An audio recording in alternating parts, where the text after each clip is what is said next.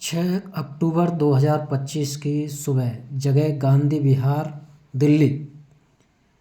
Police को सूचना मिलती है कि यहाँ पर एक बिल्डिंग में सिलेंडर ब्लास्ट हुआ है। पुलिस मौके पर पहुँचती है और फायर ब्रिगेड की मदद से आग पर काबू पाया जाता है। अंदर जाकर पुलिस देखती है कि कमरे में किसी व्यक्ति की डेड बॉडी पड़ी हुई है।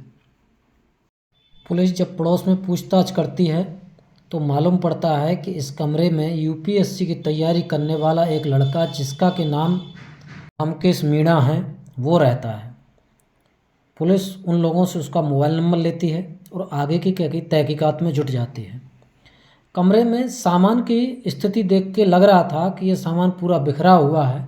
अगर ये नॉर्मली डेथ होती या नॉर्मली सिलेंडर ब्लास्ट होता तो सारा सामान ना बिखरा रहता, एक साइड में केवल सिलेंडर वाली जगह पे सामान बिखरा रहता। तो पुलिस को देख के जब फॉरेंसिक टीम बुलाई जाती है और उनका शक होता है, उनको लगता है कि ये कोई हादसा नहीं बल्कि ये कोई प्लान्ड मर्डर है।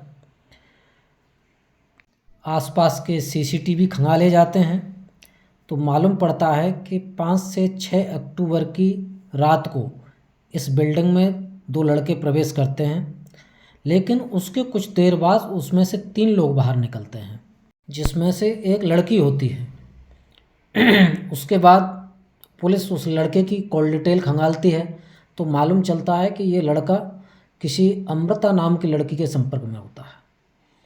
अमृता जो कि फॉरेंसिक साइंस के स्टूडेंट थी और वो भी दिल्ली में रह के बीएससी फॉरेंसिक साइंस से कर रही थी, किसी कॉलेज से दिल्ली की से।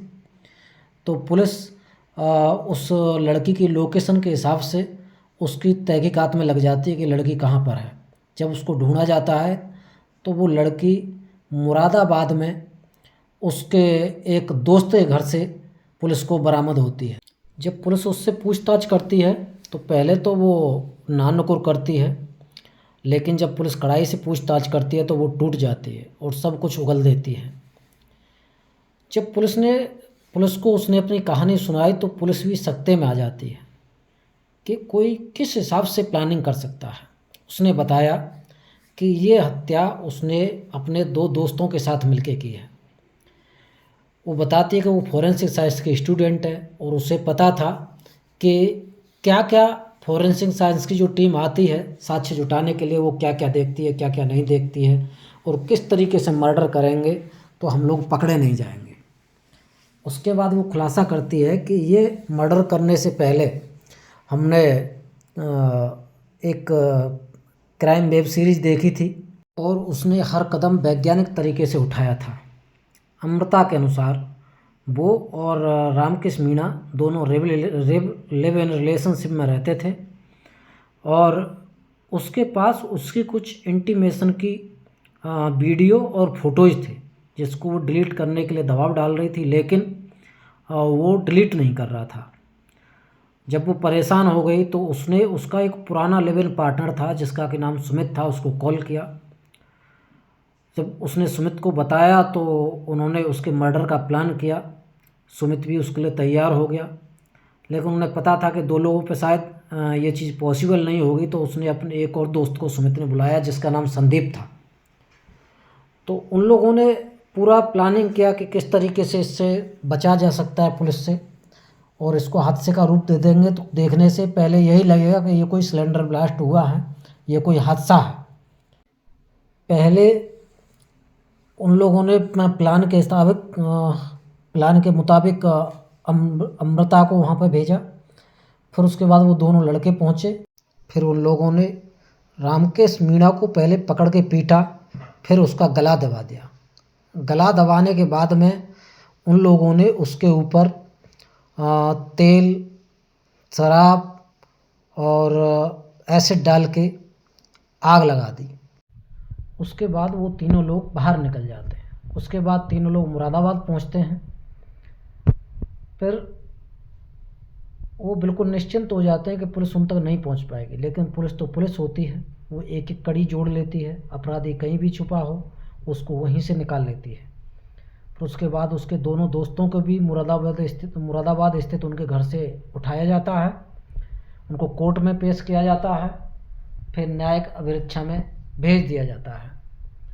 दोस्तों, क्राइम एक ऐसी चीज़ होती है, किसी को भी बर्बाद कर देती है। पहला क्राइम तो उस लड़के ने किया जिसने उसको ब्लैकमेल किया, उसके वीडियो बनाए और उसके वीडियो को उसको दिया भी नहीं, डिलीट भी नहीं किया, और इसका परिणाम ये निकला, उसे अपनी जान से हाथ धोना पड़ा। पुलिस ने क्या बताया आप खुद ही सुन लीजिए।